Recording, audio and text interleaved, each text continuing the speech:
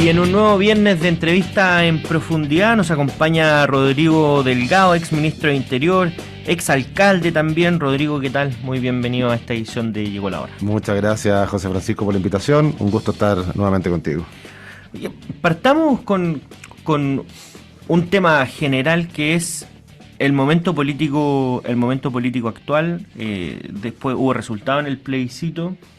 Se ve que está volátil y polarizado el mundo político, al menos quizá uno no ve esa polarización en la ciudadanía, pero hay cosas que han pasado este último tiempo que hacen que los que fueron oposición al gobierno donde te tocó ser ministro de Interior, hoy día se están subiendo a carros que antes eran inaceptables. O sea, lo vimos ayer con el acuerdo SQM-Codelco, pero lo vimos también con su postura en el plebiscito, lo hemos visto con los estados de excepción constitucional. O sea, cuando se promovía durante el gobierno anterior era la militarización del Huelmapu, hoy día celebra los resultados de ese estado de excepción.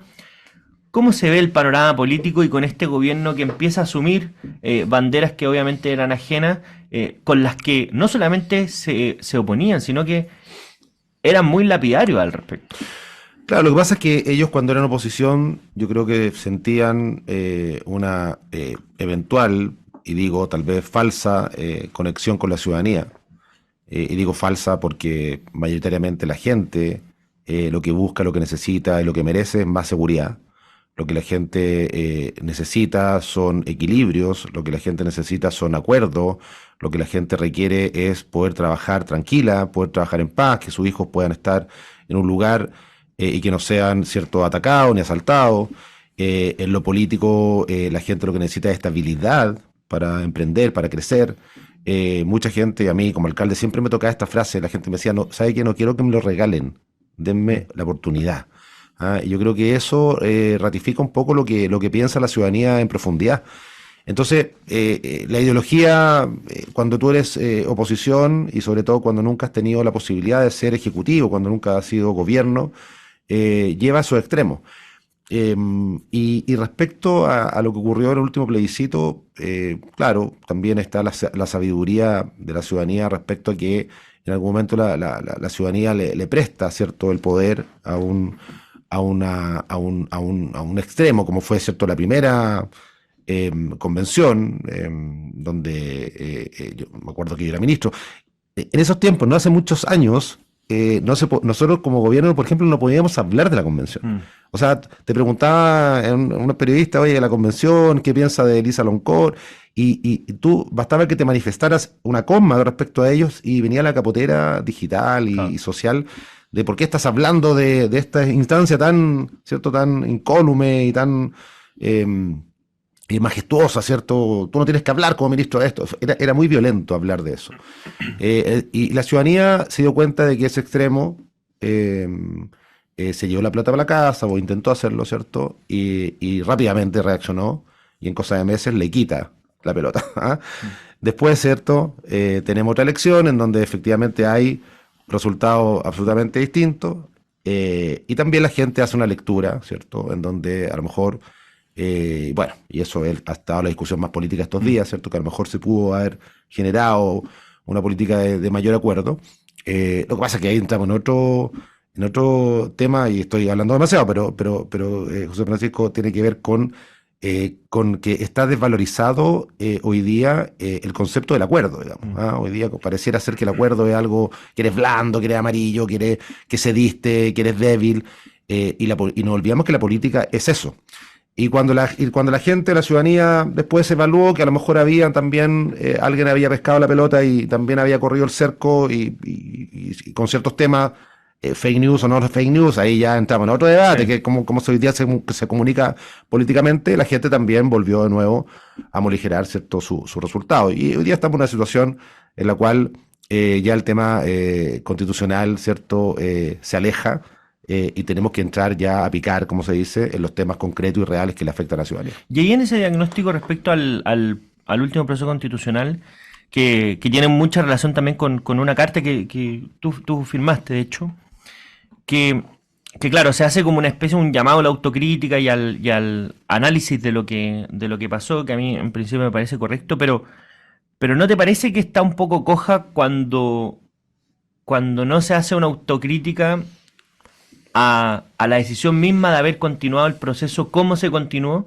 Porque claro, ahí también cambia la sede, la responsabilidad, y lo digo entre otras cosas porque claro, como que no quedó la sensación de que, mira, aquí se presentó una propuesta en concreto, listo, y el proceso constitucional sigue igual como sí quedó después del 4 de septiembre o fue la jugada que intentó hacer la izquierda. Hoy día quedó como, ya, y se cerró el proceso, o sea, ya como que no hay agua en la piscina para que continúe. Y eso habla un poco más de quizás la gente que va hastiada de la cuestión constitucional misma.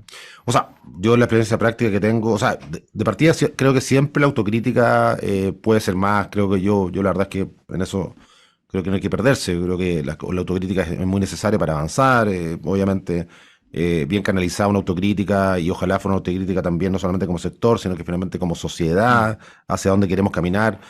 Como Estado, el Estado chileno, el Estado que nos rige, es un Estado que lamentablemente cruje cada vez que hay ciertas situaciones límite, en desastres naturales, ni hablar, ¿cierto?, en materia de seguridad, es un Estado que no está dando respuesta. Bueno, eso también podemos profundizarlo. Creo que la crítica tiene que ser de todo nivel.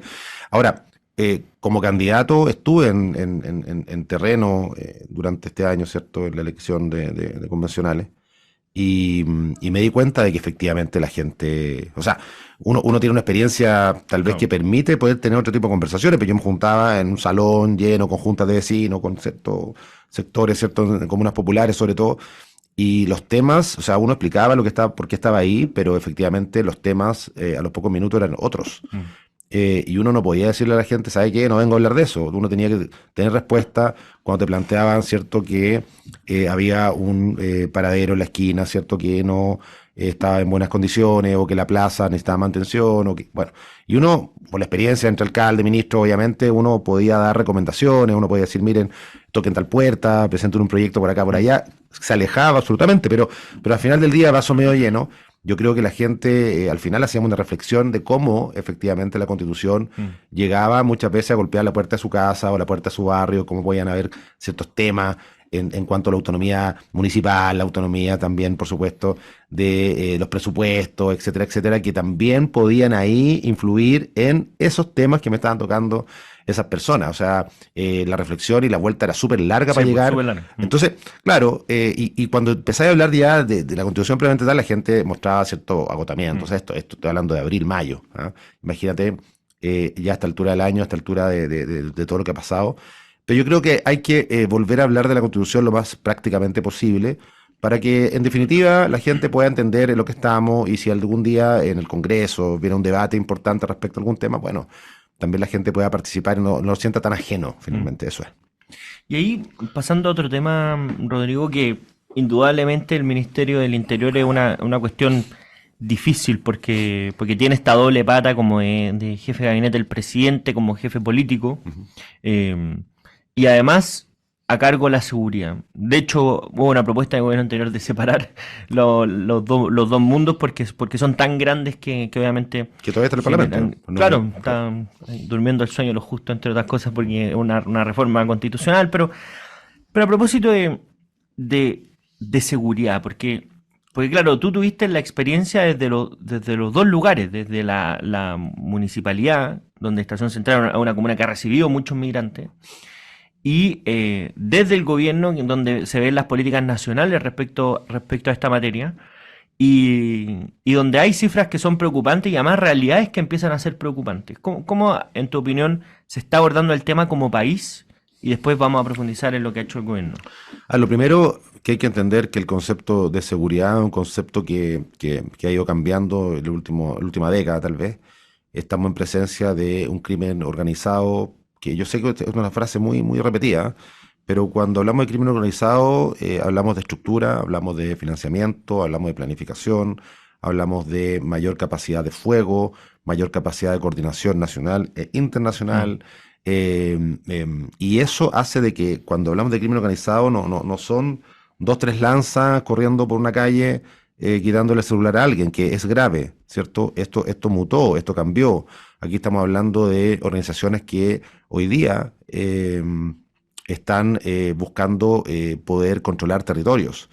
y cuando todas las mañanas vemos muy temprano en la prensa, ¿cierto?, que la noche anterior murieron 5, 6, 10 personas, 8 personas, dependiendo de la fecha, digamos, o en un fin de semana, uno puede ver claramente un patrón que la gran mayoría de esas personas fallecidas son ajustes de cuenta o son balaceras que provocan ajustes de cuenta y que balas que alcanzan a personas inocentes, muchas veces niños inclusive, Claro, ¿cierto? sí. Entonces, poder de fuego, una de las cosas que a mí, nosotros hablamos en el Ministerio Interior de la triada, armas, drogas, violencia. Esa era una triada muy, muy, muy potente que explica todo, más allá de que los doble clic que uno puede hacerle a cada parte de ese triángulo. Pero el poder de fuego hoy día es, José Francisco, tremendamente complejo. No solamente porque hay armamento de más calibre o de grueso calibre, armamento de guerra, sino que porque la forma que ingresa a Chile ese armamento ingresa por partes, por piezas, se arman acá. Mm. Es increíble, y nosotros en la última ley de control de armas, que fue bastante polémica, pero y se demoró 14 años en ver la luz, o Sí, sea, a propósito. La última parte nosotros pusimos una indicación incluso con respecto a lo que era la impresión 3D. sí, que Eh, ahora... Hoy día las partes y piezas se están imprimiendo 3D. La gente a lo mejor se pregunta en la casa o en el auto, oye, ¿pero qué significa esto? Bueno, son impresoras, ¿cierto? Mm. Que ya imprimen partes y piezas de plástico. Hay manuales que permiten que puedas imprimir partes y piezas que te están faltando y el resto lo puedes encargar en el mercado negro o incluso, recordarás tu caso emblemático de una persona que iba a Estados Unidos, se mandaba paquete a sí mismo Mm. y tenía en su casa un laboratorio y como hoy día el tema del delivery, la compra internacional es tan masiva, te llegan paquetes, te pueden llegar paquetes de varios países, finalmente lo que estás haciendo es armando un Mm. arma de guerra. Y es muy difícil detectarlo eso. Por lo Mm. tanto, ahí, obviamente, cuando hablamos del Estado hay que movilizar no solamente a la policía, hay un tema de aduana Mm. tremendamente complejo. ¿Por qué están ingresando muchas veces partes o piezas que debiesen estar prohibidas en Chile? Bueno, eso es un tema que hay un debate más largo. O lo otro son las armas modificadas, armas de fogueo que entran a Claro. Chile, que las modifican por 150.000 pesos las bandas criminales y te queda absolutamente con el mismo poder de fuego de un arma real. Dura menos, tiene Mm. menos precisión, obviamente el cañón, pero finalmente estamos hablando de un arma que te puede matar a corta distancia. Y los delincuentes hoy día, por glamour, obviamente, lo que buscan ya no es el arma hechiza antiguamente que se hacía con 2 tubos, Mm. sino que hoy día buscan tener un arma que ojalá se parezca lo más posible al arma cara. Entonces, por 200.000 pesos pueden tener el look y el poder de fuego de un arma que puede costar varios millones de pesos. Entonces, una de las cosas también importantísimas, el poder del dinero que manejan las bandas criminales. O sea, Mm. yo siempre que hacía un decomiso, por ejemplo, en algún puerto, yo pedía el valor comercial que estábamos requisando, qué sé yo, la droga, y eran, no sé, eran operativos de 20.000, 25.000 millones de pesos, 18.000 millones de pesos. Eso es el presupuesto anual de una comuna en Chile mediana. O sea, Mm. todo el año lo que gasta una comuna mediana en Chile es un embarque de droga que es decomisado y uno que se pilla, digamos. Claro. ¿Ah? Entonces, es para dimensionar lo que hay porque muchos se habla del crimen organizado, ya una frase hecha, pero que hay detrás hay que entenderlo. Y la cantidad de gente que trabaja en ese ecosistema es cada vez mayor, y la cantidad, y esto es lo grave, la cantidad de niños y de jóvenes que quieren acceder a eso también es muy grande. ¿Por qué? Porque aquí ya entramos ya en un tema, si quieres, más de más análisis, pero obviamente hoy día una de las cosas que uno tiene que reforzar en las nuevas generaciones es que las cosas se consiguen con esfuerzo, ¿cierto? Mm. Que era un poco lo que nosotros nos criaron con esa filosofía. Mira, el esfuerzo te va a llevar a tener resultados. Te puedes equivocar en el camino, no va a ser perfecto, pero con el esfuerzo va a conseguir una carrera o un título, va a un trabajo, ¿cierto? Va a hacer, o en el deporte, da lo mismo, o en la música, en los estudios. Hoy día nuestras generaciones, sobre todo en sectores que son más disfuncionales, Mm. están entendiendo y están aprendiendo primero que sus padres ya no son los padres de antes, por lo tanto no hay una réplica del esfuerzo. Segundo, ese niño, ese joven, quiere la inmediatez de tenerlo todo. Quiero tener la zapatilla mañana, quiero Mm. tener el juego electrónico mañana, quiero tener el celular mañana. No quiero esperar 2 años para pagarlo, para trabajar. Esa lógica ya no está instalada. Mm. Eh, entonces, ¿quién te ofrece eso? ¿Quién te ofrece comprarlo mañana? Te lo ofrece, obviamente, la organización criminal. Y sobre todo cuando los factores protectores no están presentes. No hay un colegio potente, no hay un padre, una madre, un adulto responsable, no hay una organización deportiva. Y eso es lo complejo del sector popular. Entonces yo veo que muchas veces los análisis son, claro, hay mucha alarma respecto a este tema, pero se discute poco el fondo de cómo estamos llegando a esto. Y eso súmale, obviamente, porque uno puede decir, me estoy alargando muchísimo, pero uno puede decir, bueno, las políticas públicas que uno genera como país tienen que impactar en estos niños, en estos jóvenes, para que obviamente tengan un norte en la vida, para que el Estado sea un factor protector, el municipio. Bueno, uno puede hacer políticas públicas y uno puede decir, vamos a medir esto, a ver cómo está impactando efectivamente. Pero cuando entra un tipo por Colchane a los 30 años, que es un sicario, tus políticas públicas nacionales no tienen nada que hacer con esa persona. Esa persona ya viene hecha y derecha respecto a su formación y viene a delinquir. Y pasa a Chile y a las 2 semanas, por 100.000 pesos, está matando a alguien o está cometiendo un delito o se integra una banda transnacional. Entonces, ya no es solo las políticas públicas, sino que también ya tiene que ver con un control efectivo al cual Chile no está acostumbrado. Y ahí además, a propósito de la alternativa, ¿verdad? Una cuestión interesante es qué pasa cuando este camino de conseguir las cosas a través del trabajo, del esfuerzo, del tiempo, también se va haciendo cada vez más complejo. Es decir, cuando tenemos un país estancado, donde esta promesa de que si tú te esfuerzas y trabajas vas a tener mejores oportunidades, se hace cada vez más duro, más difícil o menos claro, donde no es seguro si vamos a tener mejores oportunidades que nuestros padres, especialmente los jóvenes, uno dice, bueno, entonces se hace mucho más atractivo el otro camino. Claro, exactamente. Bueno, vamos a seguir. Y analicemos no solamente el tema de Venezuela por su migración, analicemos qué pasó con esos jóvenes o esos niños en Venezuela en su momento cuando el Estado no fue capaz de dar oportunidades. Si bien es cierto, había una educación, porque tú te encuentras, cierto, si vas a Venezuela, con mucha gente, con una educación muy alta, pero sin trabajo, sin oportunidades, lo que tú dices, un país que no crece, un país con inflaciones, o sea, una dictadura que finalmente ahogó a esa población. O sea, los educas muy bien, o educaste una generación muy bien, que fue la primera camada de venezolanos que llegaron a Chile, gente, pero al final del día, la educación no tiene impacto porque no ven oportunidades en el país justamente para desarrollarse. Entonces, tienes toda la razón en lo que estás diciendo. O sea, no es solo eso, sino que tiene que ser un conjunto 360 de más educación, factores protectores, pero también un país, una sociedad que también dé oportunidades. Exactamente. Bueno, estamos conversando con Rodrigo Delgado, exministro del Interior. Nosotros vamos a hacer una breve pausa y ya volvemos con más Igual Ahora.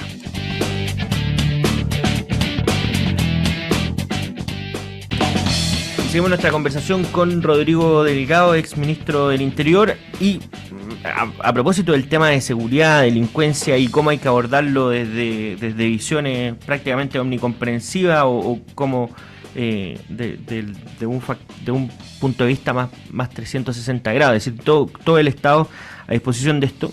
Pero una cuestión que pasó hace poco y que llamó poderosamente la atención fue cómo a propósito de las redes internacionales, cómo nos hacemos cargo de personas en las que no participamos en su formación, vienen con claras intenciones de cometer delito, cometen delito, ya de hecho el 14% de la población presidiaria en nuestro país son extranjeros, lo que es un número muy, muy alto en comparación a la población que hay, pero en el momento de expulsar a esas personas, hace poco ocurrió un bochorno mayúsculo, que era que ese avión que está básicamente con los pasajeros arriba, no pudo despegar.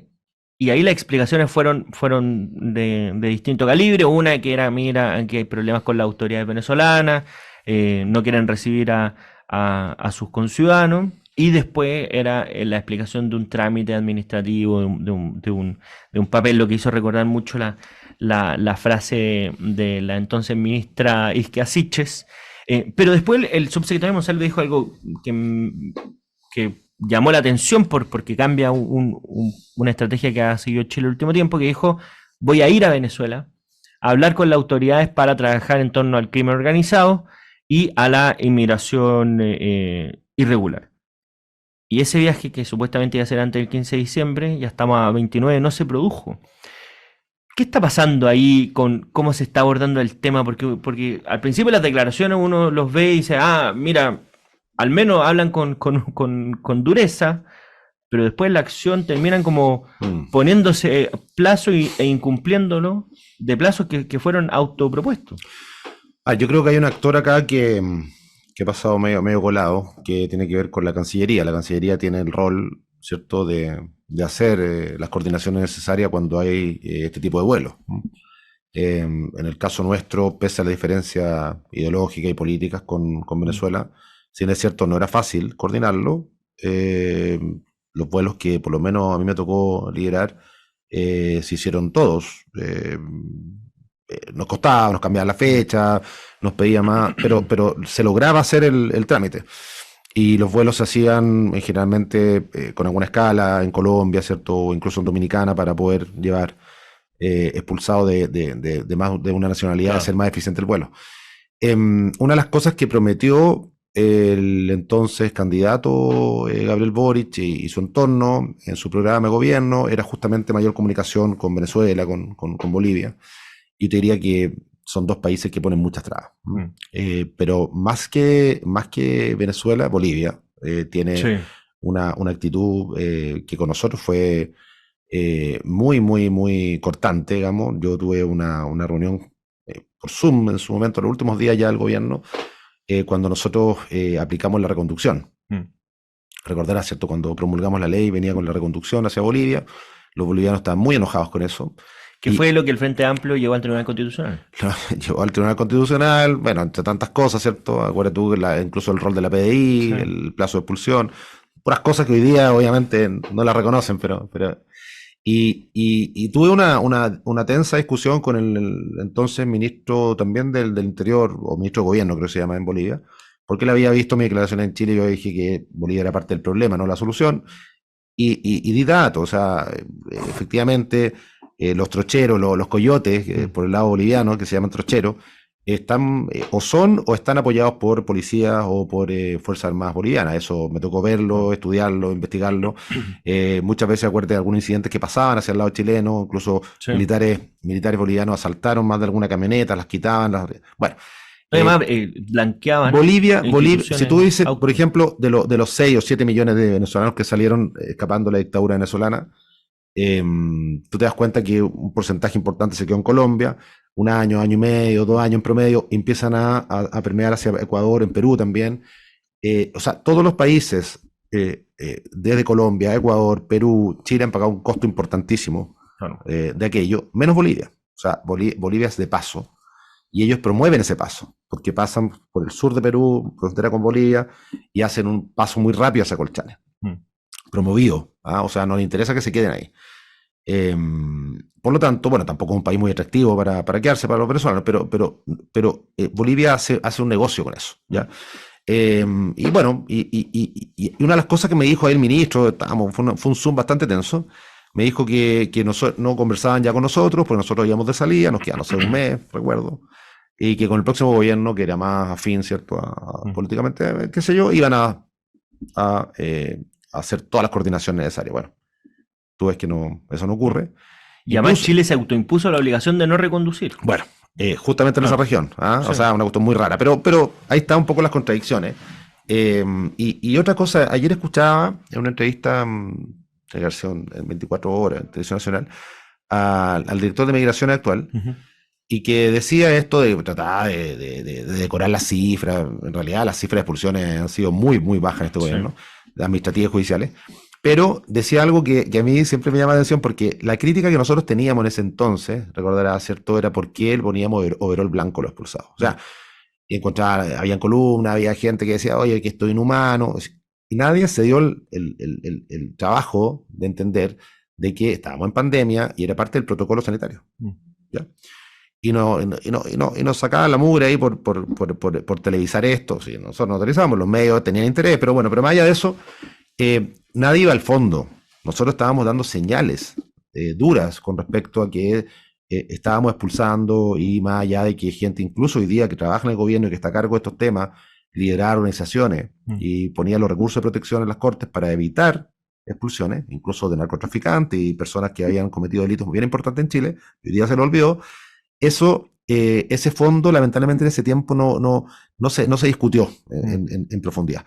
Y ayer de nuevo, el señor Taller decía, oye, nosotros no ponemos overoles blancos, así como, chuta. Y yo decía, no ponen porque ya no están los protocolos sanitarios, Claro. pero si estuvieran, si Colombia, Dominicana o Venezuela te exige que llegue el expulsado con un overol, porque te exigían eso, tendrías que ponérselo, o sea, no. Entonces, al final sigue siendo muchas veces esta discusión una discusión superficial, tal como lo que hablaba en el primer bloque, ¿cierto? Respecto a lo que pasa también en sectores no solamente populares, lo que está pasando en nuestra sociedad más profunda, yo creo que a estos temas les falta profundidad. Las expulsiones son necesarias, son importantes de dar señales. Evitas que sigan entrando con eso, no solamente, pero la señal, el que está fuera de Chile y quiere venir a Chile y sabe que cambió la ley, sabe que se está haciendo más duro,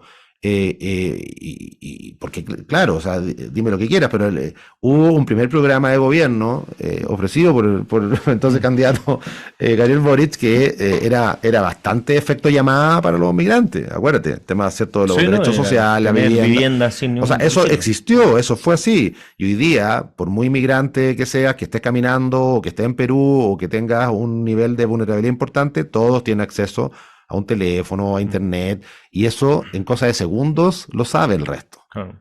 Lo saben. Entonces, ojo con los efectos llamados. Uno dice, oye, yo hago algo en Chile y tiene repercusiones. Si soy duro, a lo mejor estoy evitando que alguien entre. Si soy blando y si digo que le voy a dar casa a todo, por supuesto que a lo mejor estoy llamando a que más gente entre.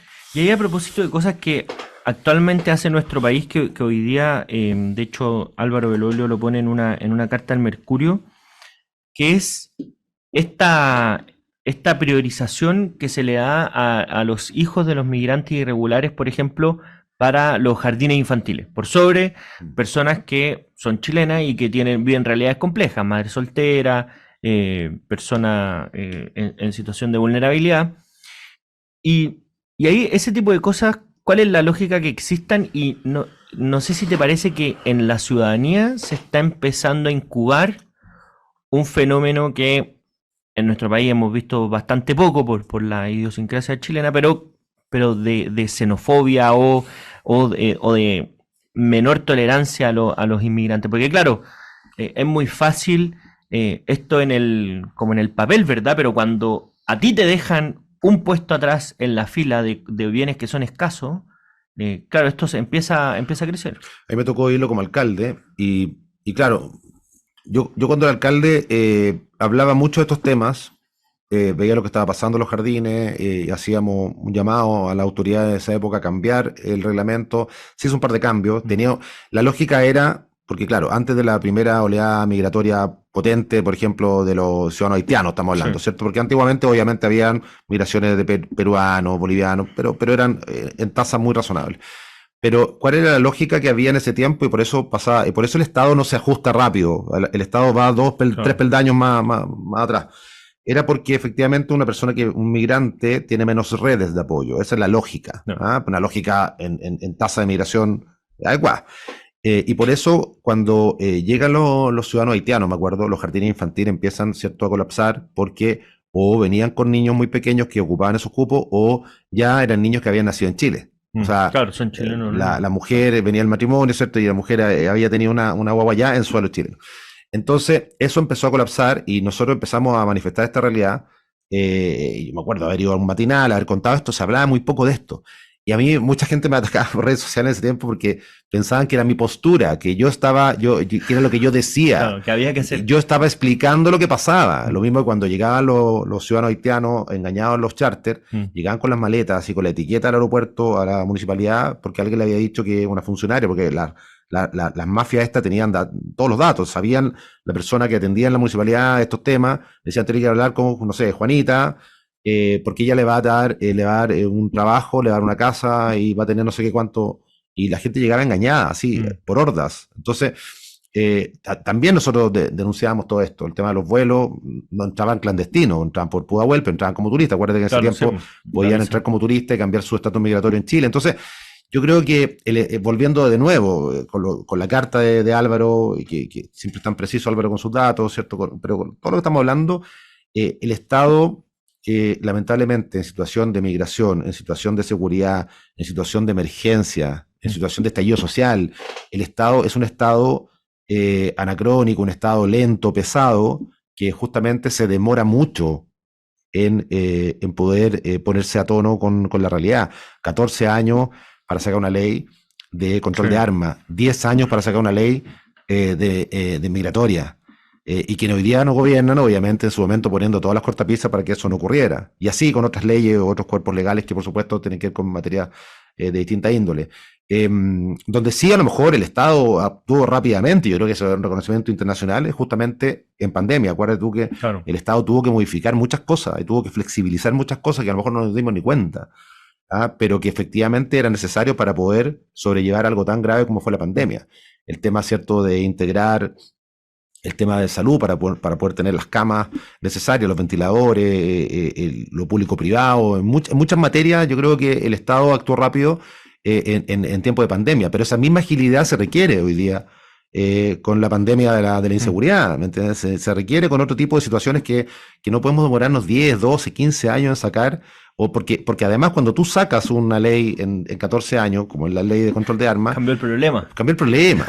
O sea, ya no estáis hablando, ya no es el tema de cuántas armas puede tener un coleccionista, que fue la gran polémica. O sea, no, hay que enfocarse en que los grupos de crimen organizado están internando ya armas de distintas índoles Chile por distintas vías que no son tradicionales, y que hay que combatirla. Y una cosa es la ley, y otra cosa es la implementación, y otra cosa es poder efectivamente hacer la carne y poder convertir una herramienta potente, porque claro, o sea, si tú puedes tener un montón de leyes, tú le preguntáis, por ejemplo, no sé, a los parlamentarios, y los parlamentarios en general tienen la concepción de que la ley resuelve todo. Tú le preguntas a un policía si la ley le resuelve todo y te va a decir que no, porque te va a decir 10.000 cosas que ocurren y que parecieran ser vacíos legales. Le preguntas al ciudadano si la ley resuelve todo y te va a contestar absolutamente que no resuelve todo. El ciudadano quiere ver cosas concretas, ojalá lo más cercana a su casa, a su trabajo, a su paradero, a su trayecto. Bueno, y hay tantas cosas que hay que resolver. Por eso, cuando uno dice que de repente hay que tomar decisiones fuertes, por ejemplo, yo en su momento dije, estado de excepción en la región metropolitana, no, está loco. Después, ya hoy día todo el mundo se suma a eso. Pero el estado de excepción no es necesariamente en contra de la gente, sino que es a favor de la gente. No es cortar libertades, es finalmente que la gente pueda justamente estar más libre. Para siempre, por supuesto que no, pero mientras podemos tener una visión un poco más clara de respecto a qué vamos a hacer como sociedad. No. Queda más claro entonces el panorama de inseguridad. Pasamos por varios temas. Rodrigo Delgado, ex ministro de Interior, ex alcalde también. Muchas gracias por habernos acompañado. Ya terminamos. Donde llegó la hora. Se nos fue el tiempo volando. Ya.